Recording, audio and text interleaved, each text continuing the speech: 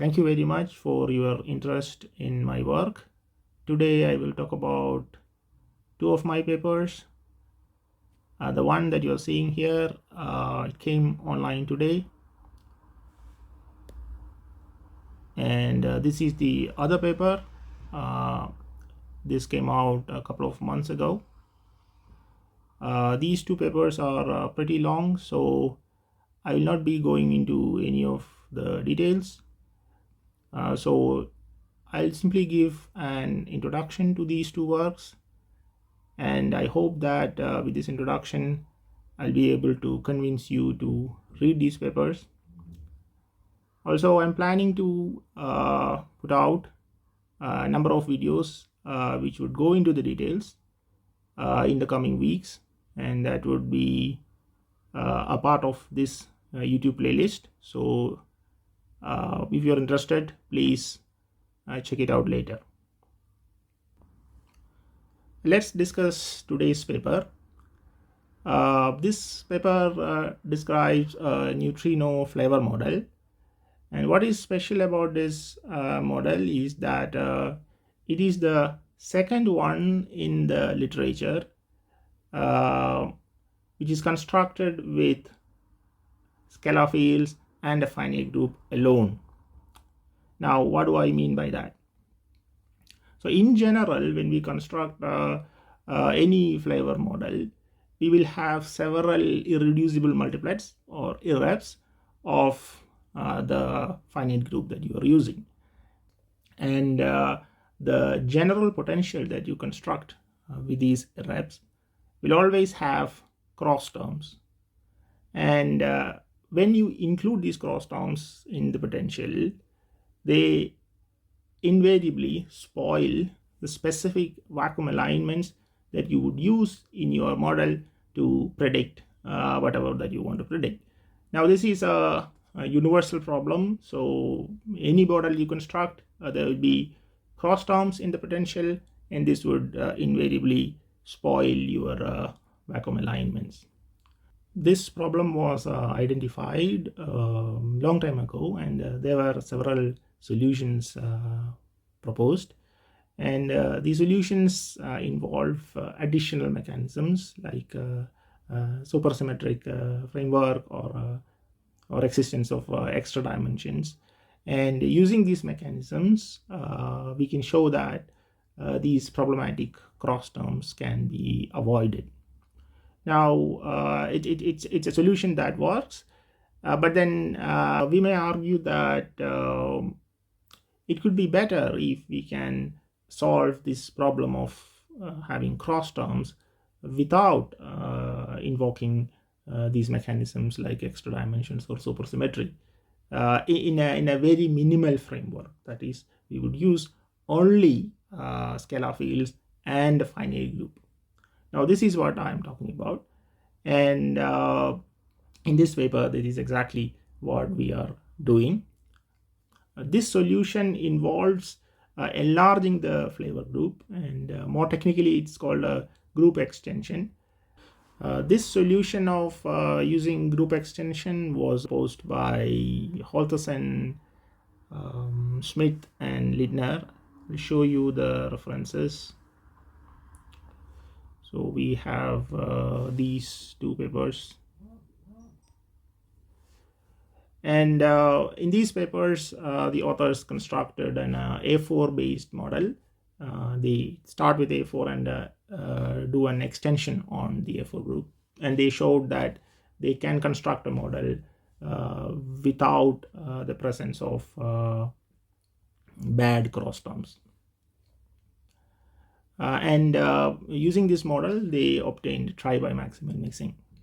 And you can have perturbations to it, and then have some non-zero values for theta 1, 3, etc. So what I am doing today in this paper is I'll use group extension and I'll show that we can construct a model without the presence of bad cross terms. And I also get very precise predictions beyond try by maximal mixing. So now I will right away go into the phenomenology part, that the predictions I make on the mixing angles and the neutrino masses. The details like how the group extension is done, and what are the vacuum alignments, and how the potential is constructed, these things we will talk about in another video. So let's first look at the mixing angles predicted by this model. So the mixing matrix obtained is in what we call the TM1 format, and the values of the mixing angles are: the reactor angle we obtain 0.0223, and the solar angle 0.318. Now the global fit values are here, and as you can see, these predictions are in good agreement with the global fit values. And for the case of atmospheric mixing, we predict maximal value of half, and for the CP violation phase, we have again maximal value of minus pi by 2. These values are within 3 sigma errors of the global fit, but still there is some 2 sigma tension. Now this is the result of mu tau reflection symmetry in the mixing matrix, and it can be broken. So in this model I haven't done that because I thought this is good enough, but it can also be done without affecting the other predictions here. The most important phenomenological result in this paper is the prediction of neutrino masses. So I'll show you that. So we obtain the ratio of the second and third neutrino mass eigenstate. It's obtained as root 2 minus 1 by root 2 plus 1, and if you calculate it, its value turns out to be 0.1716. And this model predicts the lightest neutrino M1 to have very small mass compared to the other two. So the mass square differences that you measure from oscillation experiments, these would simply be mass squares of second and third mass eigenstates. So therefore we can find this ratio by finding the square root of 75, the ratio of 75 and 2550, these two values, and it turns out to be 0.1715 with a 1 sigma error of plus 0.0035 minus 0.0030. So as you can see, this prediction is also in excellent agreement with the measured values of mass squared differences. So that's it for this paper. Now let's move on to the other one.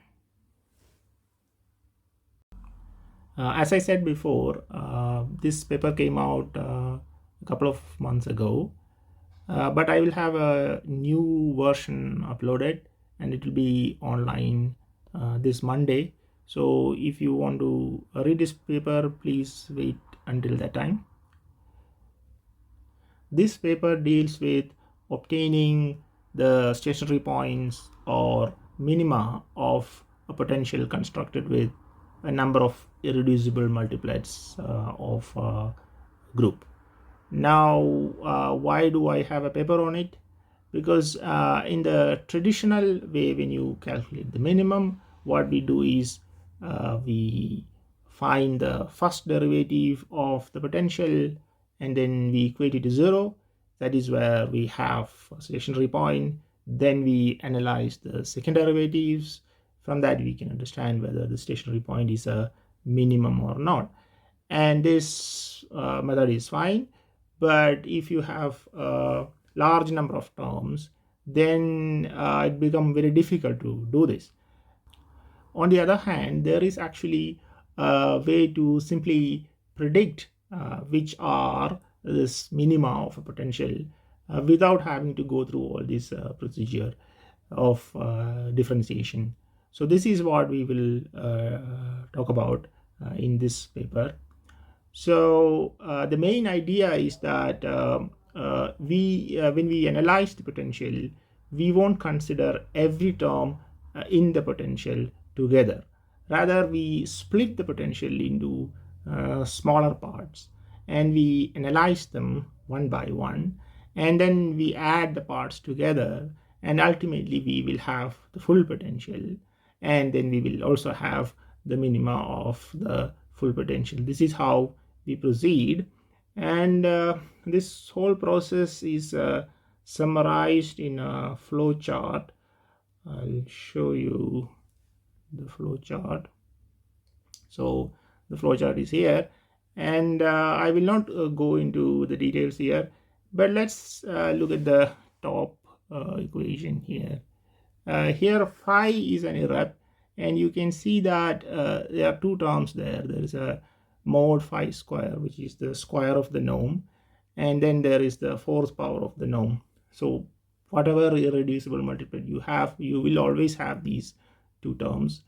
So if we assume that this coefficient C2 is positive and the coefficient C1 is negative, then this particular two terms, if you just consider these two terms, it will have a minimum as a n sphere, where n is the dimension of this phi. So that we get, this will be the first step that you have. And then we add more terms to this two terms. So maybe there's some cubic terms, quartic terms, or with this phi. And when we add these terms, what will happen to the n sphere? Because then you will not have the sphere as the minimum. And mathematicians have studied this, and what happens is that the sphere, in this case, in general it can be any manifold, it will get stratified, and based on the symmetries we can predict certain points on the sphere will be a minimum of the new potential that you obtained.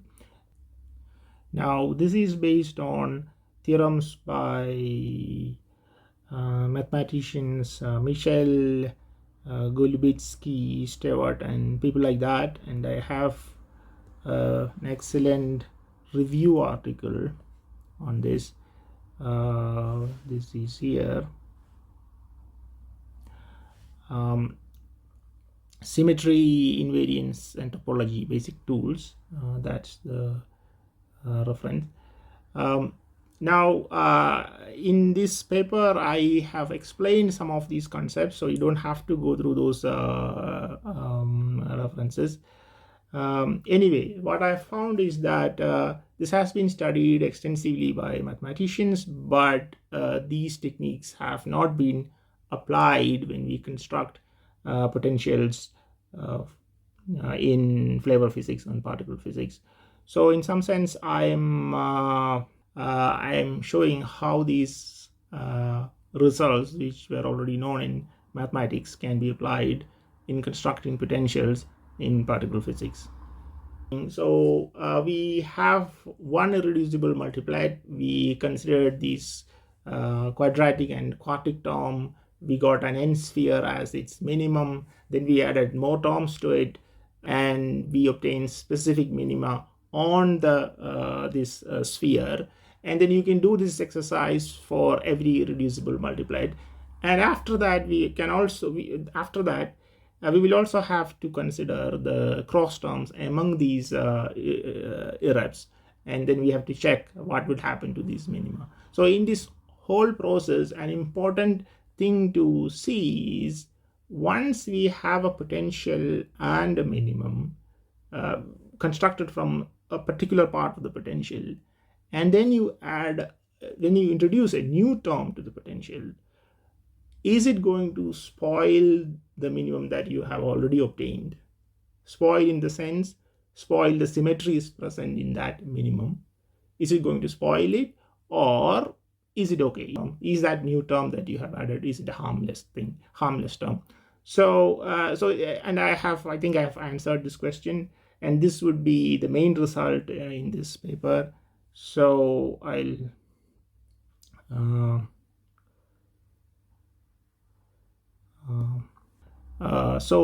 here it is, equation number 15. This is the main result in this paper, and I call this this is a condition. I call this condition compatibility condition. So what does compatibility condition mean? Compatibility condition means that if you add a term, and if the term satisfy the compatibility condition, then whatever minimum that you have obtained for the potential is not going to be spoiled by the new term that you have added. On the other hand, if the new term doesn't satisfy this condition, then introducing the term would spoil the minimum that you have obtained. In the appendix, I have a large number of examples, which, if you are interested, you can work it out using whatever mathematical theorems we have, and understand how it works. In the other paper that I have put out today, the construction of the potential follows the procedure developed in this paper. So if you want to understand that in all the detail, then you have to understand the mathematics developed here. So that's all for today. I hope I have impressed you enough so that you would read the papers. If you have any questions, please send me an email. I'm very happy to help or clarify, or if you have any disagreements, also please let me know. And I will definitely have more videos uploaded. So I'll see you again. Thank you very much for your time.